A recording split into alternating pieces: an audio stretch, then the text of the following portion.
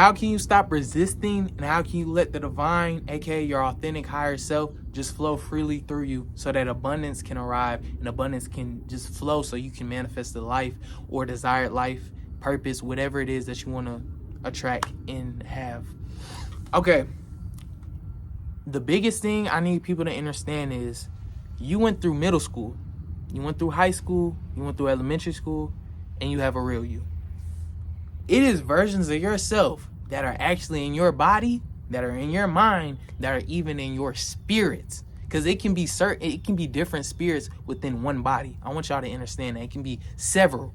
This is why entities attack people and they can actually get within you, but that's a whole nother story I already made about that. But anyways, you have these different versions of yourself. And subconsciously, these different versions of yourself have different beliefs. So it could be a version of yourself that wants to do something that you've always wanted to do, but this version of yourself now, you are very scared of that. Same dude, two different versions of themselves. And that's going to attract different severities in his life because it's two different vibrations within one host. You get what I'm saying? So that's literally like the push and pull method. It's one that's pushing away, and it's one that is trying to pull that desired life within and let it flow freely within you. What you must do is you must come to a passive state to where you're not playing either side of any of these versions of yourself, to where that you can see through any emotion, any attachment, and any distress. So now insightfully, you're using your discernment, and you can see, why is this belief the way that it is? Why do I subconsciously believe in this? So what do I mean by that? Say you moved off of fear for something. Say you were very scared to go act, sing, dance, whatever it is. Say you were very scared to do that. Well, subconsciously, it's a root foundation of why you're scared to do that. So it's literally a cause. It's a cause and it's an effect. The effect is why you feel like that. And it was a cause through something. Somebody could have made you feel that way. You might have became in an egotistical perspective to where you became self-aware. You don't want to become that. You want to just be. A deer isn't self-aware that it's a deer. They don't even know what it looked like. That's how we were designed to be. That's why kids, they don't even care about shit. They don't know nothing. They just in a divine state. They're letting the divine flow freely through them. They're in a divine being state. Our oppressor took us out of that state. We must transcend back to that state. That's why I don't like when people think that kids are lower than them. In reality, kids are on a whole different dimension than you. A lot of times, people be on 3D, or your consciousness be on a physical plane. You understand? The kid mind is God.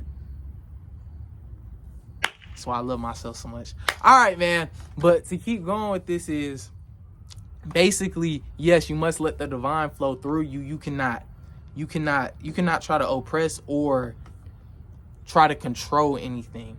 And a lot of the times, this controlling state you feel like you may be in isn't even you. It's a version of yourself.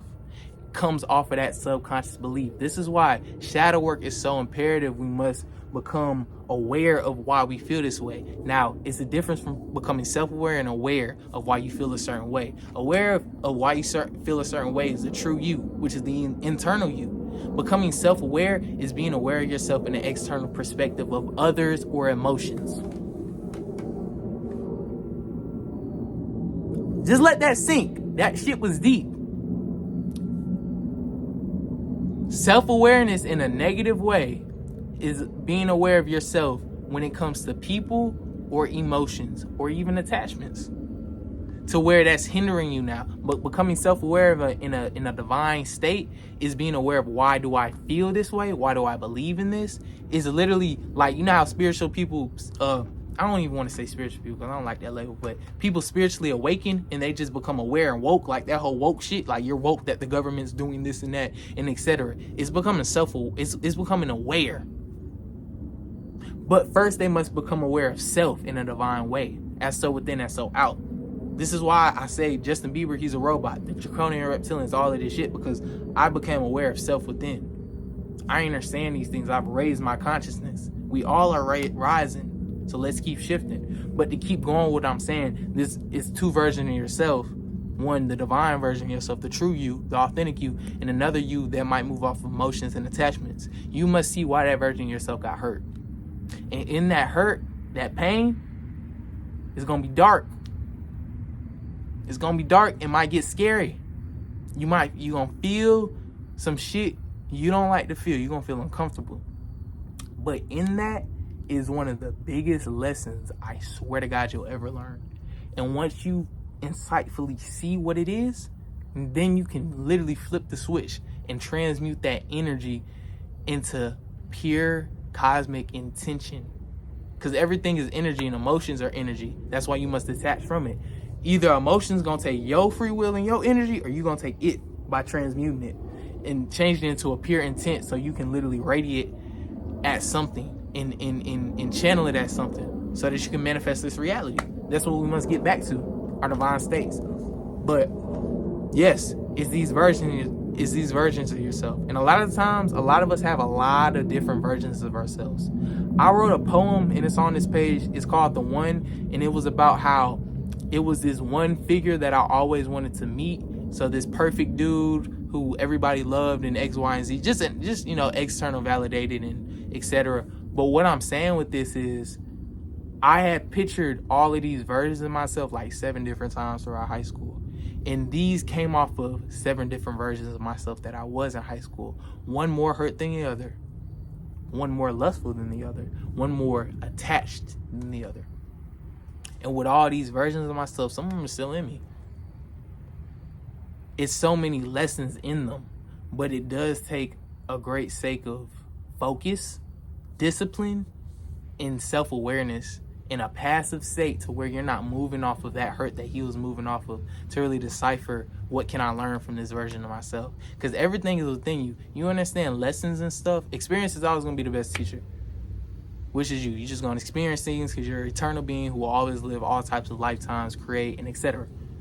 You must go within yourself and seek your lessons within. How I say, all of us have our own divine journeys. So think about us not in racing lanes, but on our own lanes and tracks, and it gets curved. It's like a twisty straw. It goes upside down and all types of stuff. Throughout that, it's so many lessons within yourself as you walk down that hallway, as you walk up that mountain, as you stride throughout that bridge. It's so many divine lessons, but you must seek that within yourself. We often think that wisdom comes from outside of ourselves. We must learn from this person. That person got wise because they went within themselves. If you look at a lot of monks, they're very wise. They're very divine because they let that flow within them freely. They let go. But you must learn from these versions of yourself. And that's when that one version of yourself that's resisting, he'll let go. And he'll flow. You just need to understand them. A lot of times they just misunderstood. Because a lot of times we felt misunderstood within ourselves. When it came to people, they might have not understood what we wanted and what we were coming from, where we were coming from. So we must get to a state of understanding within ourselves, so you can know how you operate in a divine way. Understand your power. It's all within you. You don't got to go to nothing outside of you. Just you. Just sit with yourself. You can meditate. You can sit in nature. Nature's probably going to be the best way, especially if you meditate in nature. Just sit with self, because self will lead you to where you need to go. You just can't be scared. Don't let all those emotions and fear eradicate you from wanting to really go within yourself. That's what really stops a lot of people from working on themselves, just because they don't want to feel what comes with it a lot of the times, because we were moving off of these emotions for so long. You're going to feel them shits. But you must detach from them and become at that passive state. A lot of people don't know about that state. That's the divine state. So that you can see insightfully and clearly.